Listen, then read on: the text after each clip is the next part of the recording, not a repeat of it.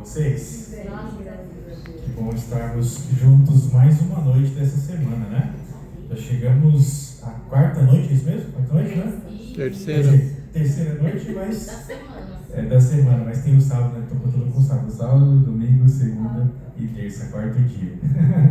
Então, nós vamos continuar nessa sequência dos eventos que seguem a vida de Jesus e vamos falar sobre mais um personagem que está no centro ali do drama da paixão. Hoje nós vamos falar por um personagem bastante conhecido. O personagem é Pilatos, Pôncio Pilatos. Então eu convido os irmãos a abrirem as suas Bíblias no Evangelho de João, no capítulo 18. Nós vamos ler a partir do verso 28, tá? E como ele é uma sequência ali da história, a gente vai entrar no capítulo 19, vai até o verso 12, se eu não me engano, tá bom? Então a gente vai hoje ter uma leitura um pouquinho mais longa, mas é porque essa é uma sequência muito importante das coisas que acontecem com Pilatos, ali no Palácio de Pilatos. Então vamos fazer mais uma breve oração, antes de a gente ler a palavra do Senhor. Feche seus olhos e oremos. Senhor, nosso Deus e Pai de amor, obrigado pela oportunidade que temos de ouvirmos a Tua palavra. Nesse momento que abrimos a Bíblia, pedimos que o Senhor abra o nosso coração e nossos ouvidos, para que possamos tomar mais uma vez uma decisão ao lado do Senhor. É isso que nós te pedimos e agradecemos em nome de Jesus. Amém. Então a minha versão, João capítulo 18, a partir do verso 28, diz: o julgamento de Jesus diante de Caifás terminou nas primeiras horas da manhã. Então a gente citou isso aqui, né? Então tudo aconteceu meio que de madrugada, quando o povo acordou, meio que as coisas estavam decididas. Ali ele ia estar diante de Pilatos, de repente o povo só vê Jesus saindo na rua carregando uma cruz. Continuando. Em seguida foi levado ao palácio, ou pretório, né, do governador romano. Seus acusadores não entraram, pois se contaminariam e não poderiam celebrar a Páscoa. Aqui tem um ponto bastante interessante. Eles estavam na véspera da Páscoa, né? João vai mencionar que eles estavam no dia da preparação, era dia 14 de Nisan. O dia 14 de Nisan foi aquele estabelecido por Deus lá no êxodo israelita, lá no contexto da 10ª praga no Egito, onde Deus falou que no crepúsculo da tarde, né? No crepúsculo da tarde do dia 14 de Nisan, já entrado do dia 15, era onde eles deveriam imolar o cordeirinho, no caso celebrar a Páscoa, que depois seria seguida por mais 7 dias da festa dos pães, né, dos pães sem fermento. Então, esse é o momento, essas são as horas que antecedem essa preparação da Páscoa. Então, os líderes religiosos que tinham levado Jesus até o palácio de Pilatos, ali do governador, eles não entraram, eles ficaram do portão para fora, chamaram Pilatos para atender eles no portão. Porque ali era um local público, onde eles não poderiam entrar, senão eles estariam contaminados. E estando contaminados, eles não iam poder celebrar a Páscoa. Eles não iam poder celebrar a Páscoa, estando contaminados. E a Páscoa era a festa mais importante. Depois, talvez, do dia da expiação, a Páscoa era o momento mais importante, onde eles celebravam a libertação. Mas detalhe, né? Eles estão na terra deles, ali em Israel, mas eles estão dominados por quê? Pelo Império Romano. Então há uma grande ironia, né? Eles estão basicamente semelhantes ao que estava acontecendo no Egito. Eles estão celebrando uma libertação, mas ainda dominados por um povo. Então nesse momento é que eles não querem entrar para não se contaminar. Verso 29. Então o governador Pilatos foi até eles e perguntou: qual é a acusação contra este homem? Eles responderam: não teríamos entregue ao Senhor se ele não fosse um criminoso. Olha só que interessante. Essa conversa parece que falta algumas informações, né? Porque do nada, simplesmente, Pilatos chega: tá, qual é a acusação? Parece uma pergunta coerente, né? Se eles estão levando Jesus até Pilatos, bom, qual é a acusação desse homem? Não sei o que está acontecendo. Só que a resposta dos judeus é bastante ousada, né? Lembrando que Pilatos, ele é o procurador romano para aquela região da Judéia.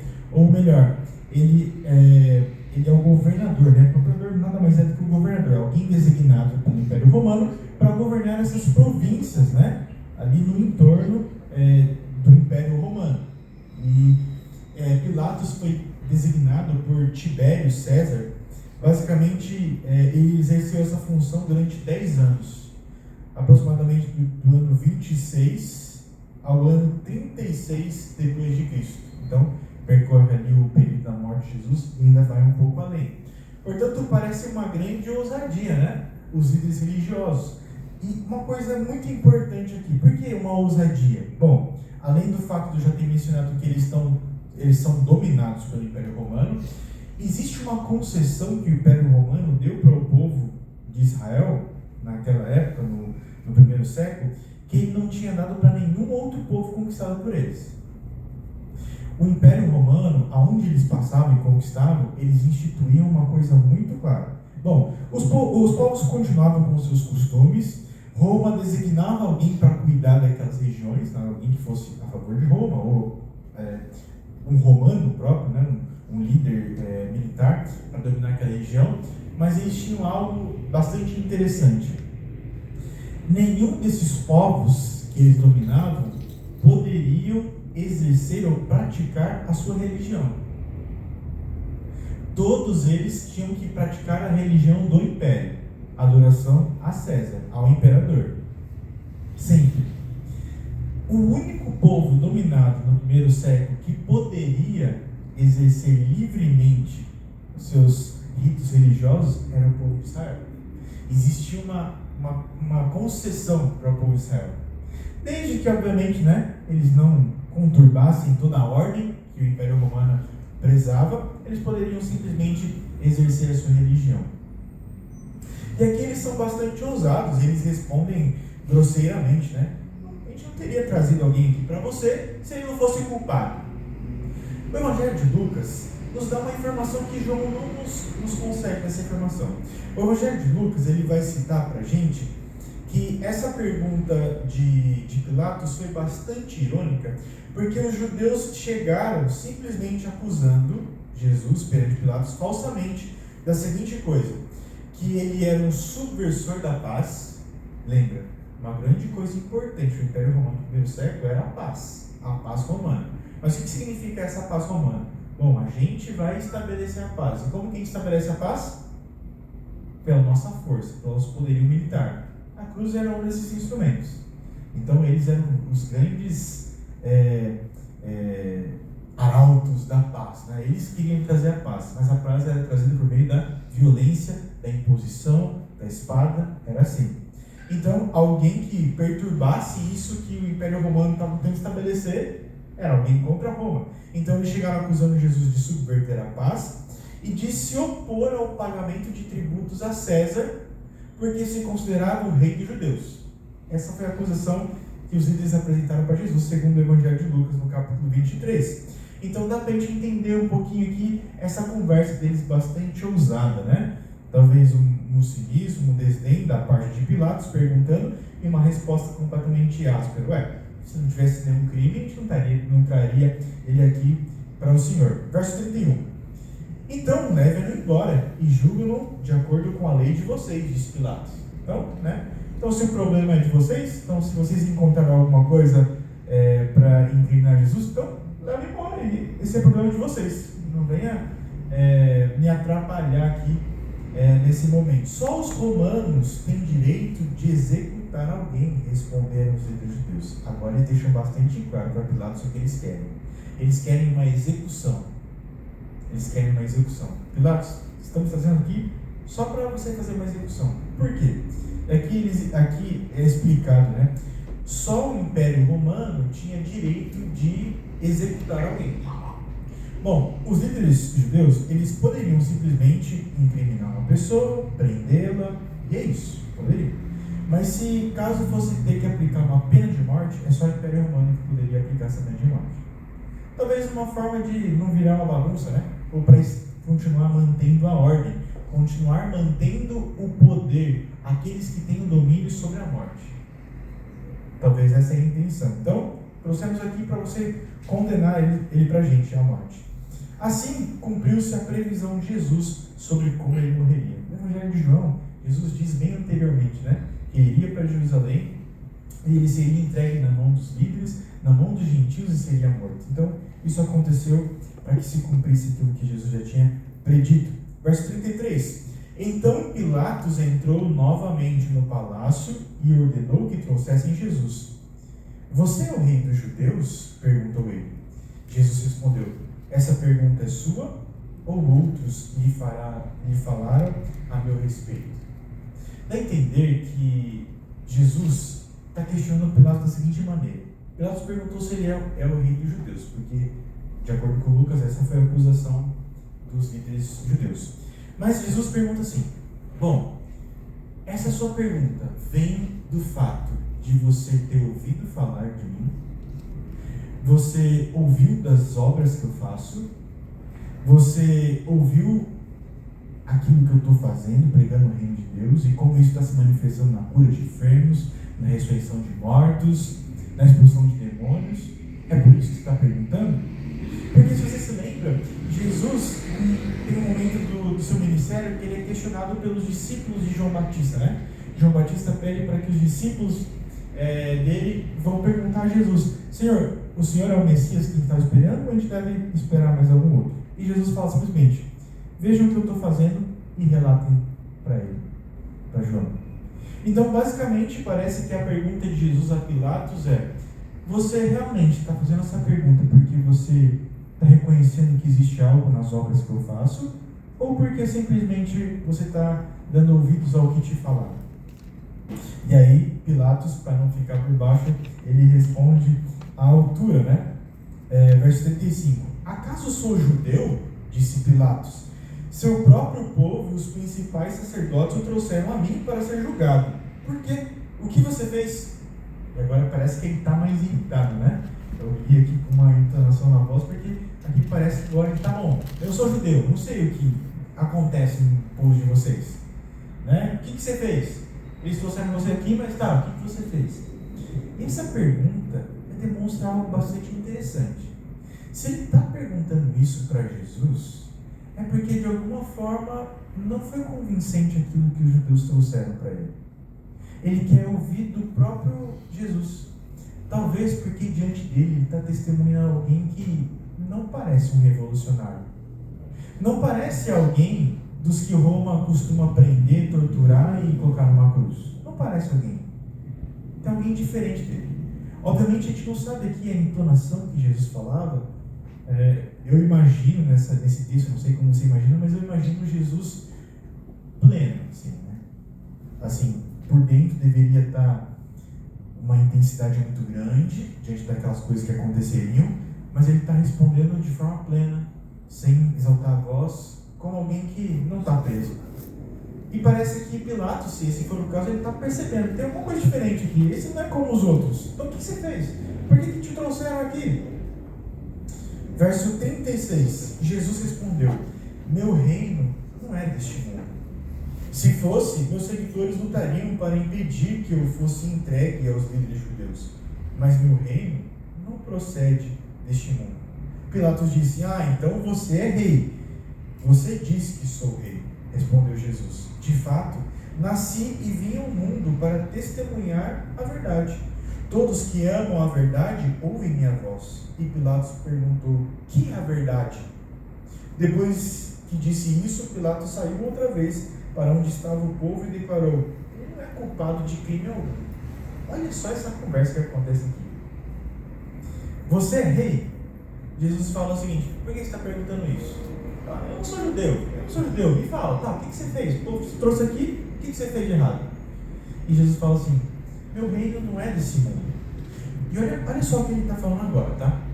Meu reino não é desse mundo, porque se ele fosse desse mundo, teria um monte de gente aqui fora. Na verdade, eles teriam impedido, eles teriam lutado, de forma que eu nem teria sido entregue a você. Meu reino não é desse mundo. Jesus mencionou isso algumas vezes nos evangelhos, para citar que a forma com que os discípulos estavam querendo ser reconhecidos, um querendo ser maior que o outro, um querendo sentar à direita, à esquerda, e Jesus falava assim: Gente, vocês não estão entendendo. Meu reino não é desse mundo. Os reinos desse mundo exercem a autoridade dessa forma, se impondo.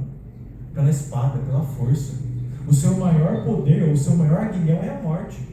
Porque se eles têm o poder da morte, eles têm o poder coercitivo, né? De forçar vocês a fazer alguma coisa. Mas meu reino é dessa forma. Meu reino é de serviço. O maior do meu reino é aquele que serve, é o menor. Amém. Jesus falou isso várias vezes. Então agora o que ele olha para Pilatos e fala assim: não, meu reino não é desse mundo. Você não está entendendo. Porque a pergunta de Pilatos, embora parecesse simples, na verdade era complexa. Você é o rei dos judeus?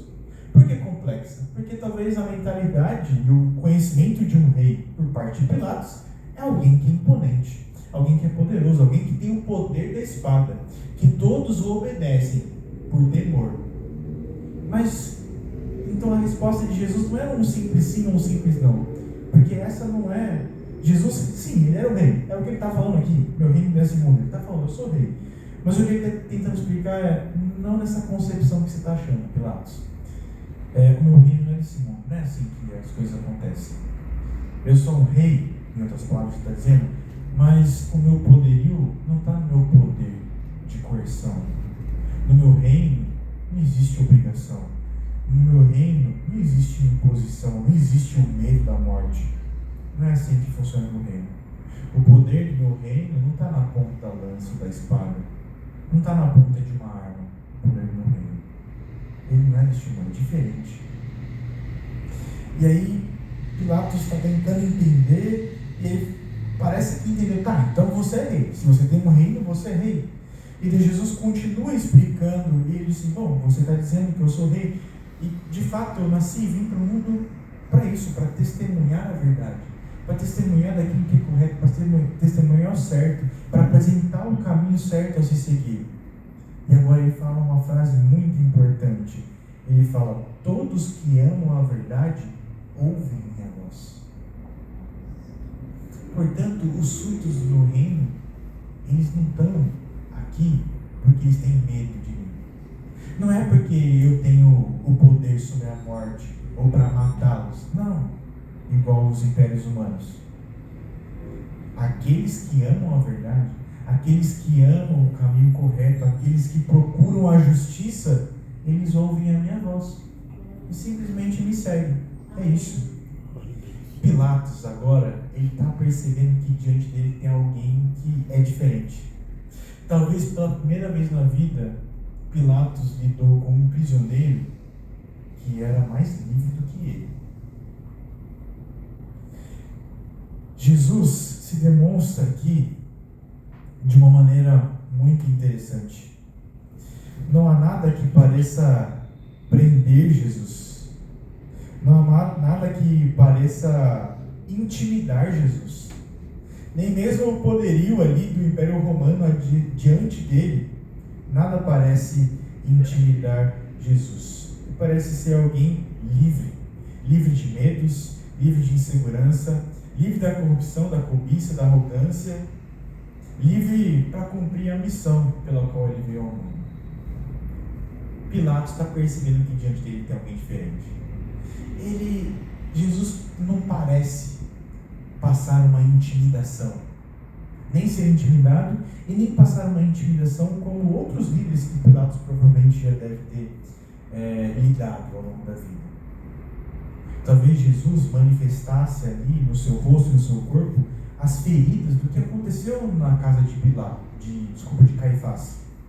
Na casa de Caifás ele foi esbofeteado, cuspiram nele, zombaram dele. Talvez ele tivesse marcas na pele, talvez os lábios inchados, os olhos roxos pelos tapas, vestido assim de forma pego desprevenido, talvez com uma cara de cansado por ter passado desde o dia anterior, a noite inteira em claro, sem dormir, talvez por todo esse julgamento de maneira irregular na casa de Caifás, talvez ele não tivesse bebido água ainda, se alimentado. Ele manifestava na sua face não alguém que estava prestes a resistir e lutar, mas alguém que estava se sentindo livre, alguém que estava tranquilo com o que estava acontecendo. E Pilatos então faz a pergunta do milhão, né? O que é a verdade? Qual é o certo então a se fazer? Porque o Evangelho de João e os outros evangelhos vão relatar que Pilatos, pelo menos por 3 vezes, declara que ele é inocente. Os inocentes, ele está percebendo por que ele está sendo acusado. Ele é inocente, eu não encontro nada nele que eu possa acusá-lo, que realmente eu possa levá-lo à morte. Então, qual é o caminho certo? Qual é a coisa certa a se fazer aqui? Só que é interessante que ele não espera a resposta. Ele sai simplesmente e vai de novo interrogar os líderes que estão lá fora. Ele não é culpado de crime algum, diz ele, verso 39.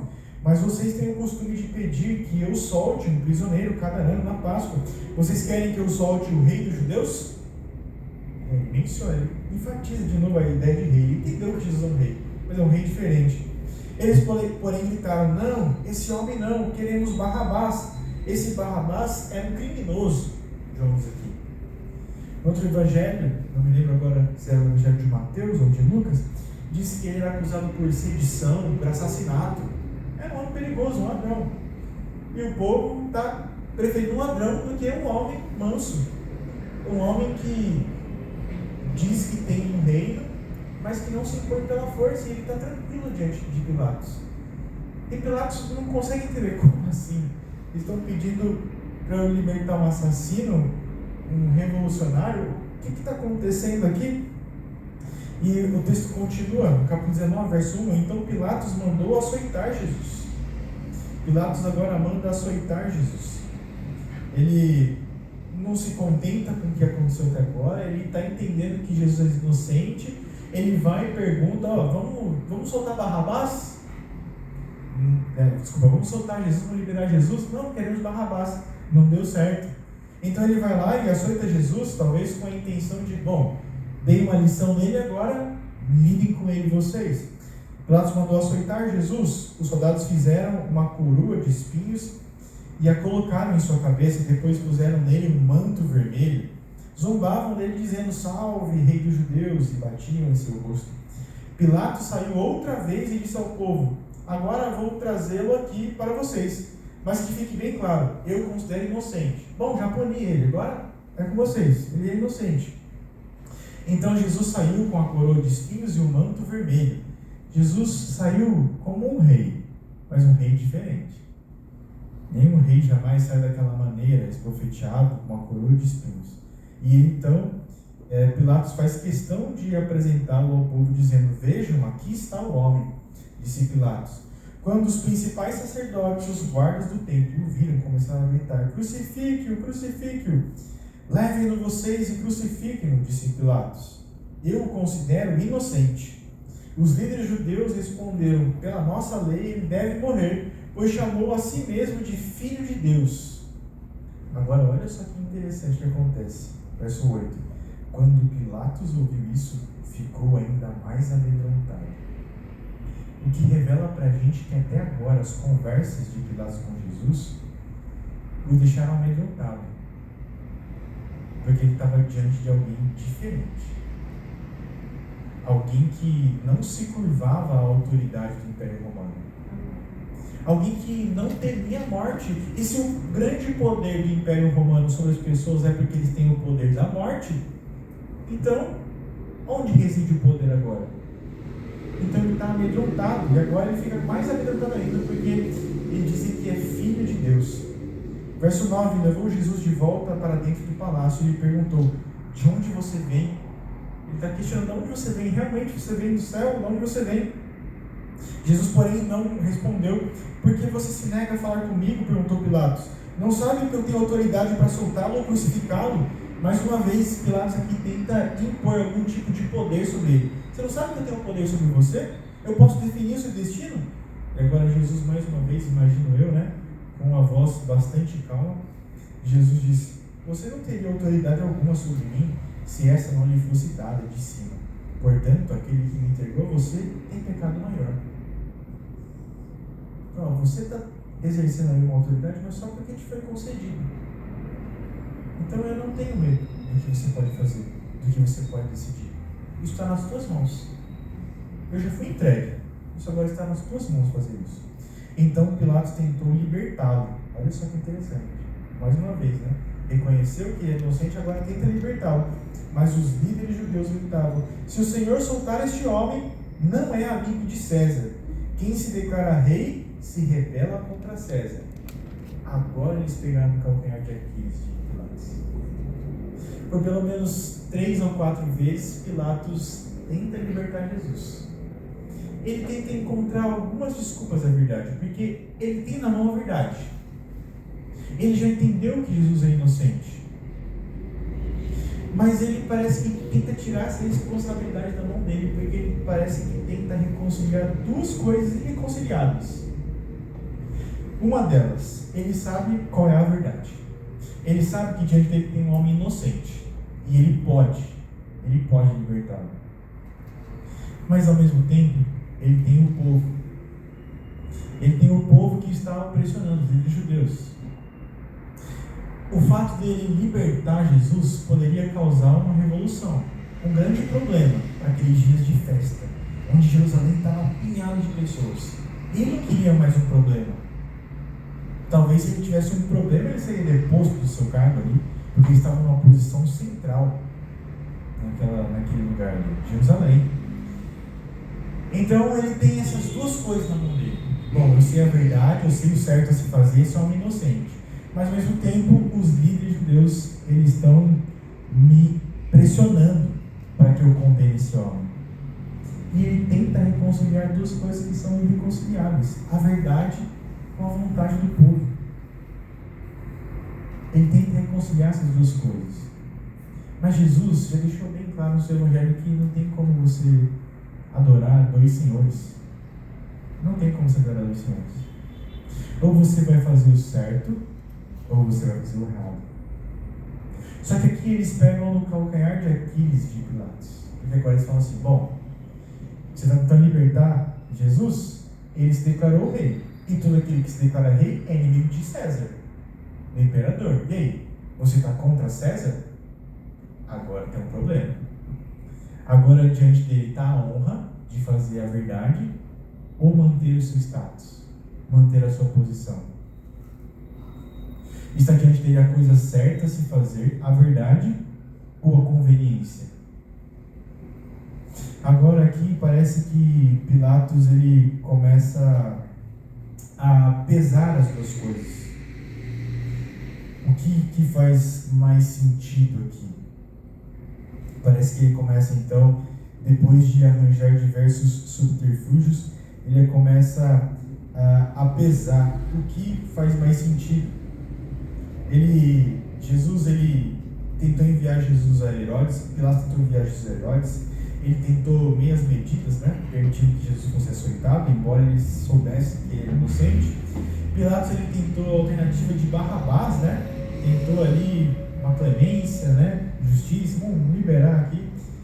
E a última tentativa dele foi lavar as mãos, como a gente vê claramente em Mateus. Foi lavar as mãos. Verso 13. Ao ouvir isso, Pilatos trouxe Jesus para fora, novamente, e se sentou no tribunal, na plataforma chamada Pavimento de Pedras, em aramaico, Gábata. Era por volta do meio-dia, no dia da preparação para a Páscoa.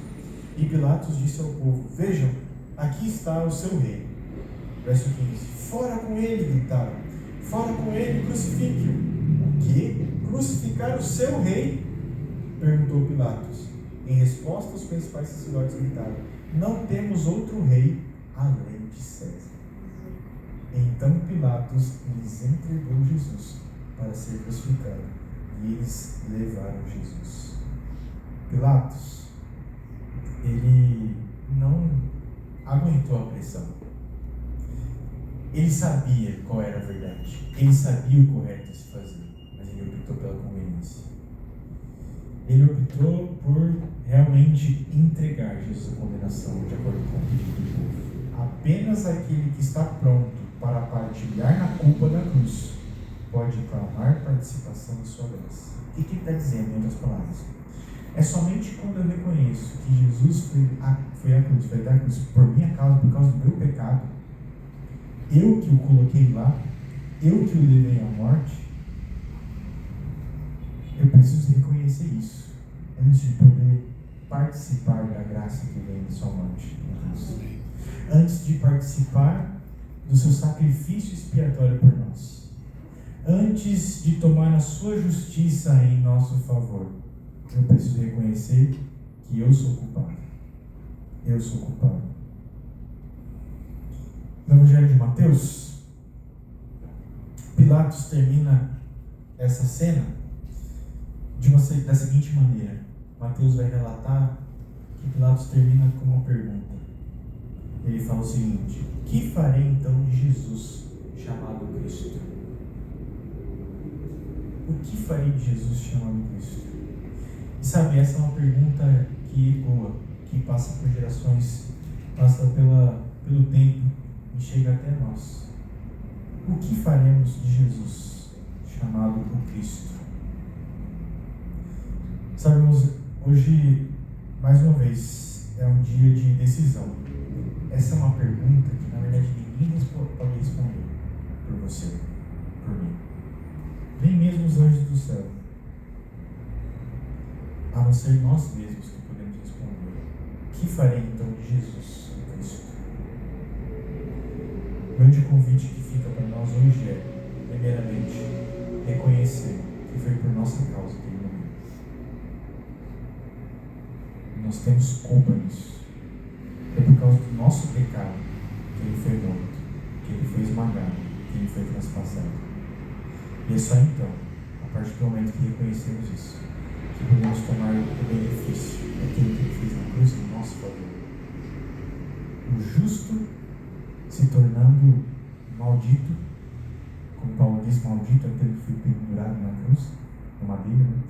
O justo que se tornou maldito para conceder a vida a quem nada merecia, a mim e a você, pecadores. Nos concedeu a vida que é devida somente a Ele. Essa é a decisão. Diante de você está a pergunta: e agora? O que farei de Jesus Cristo?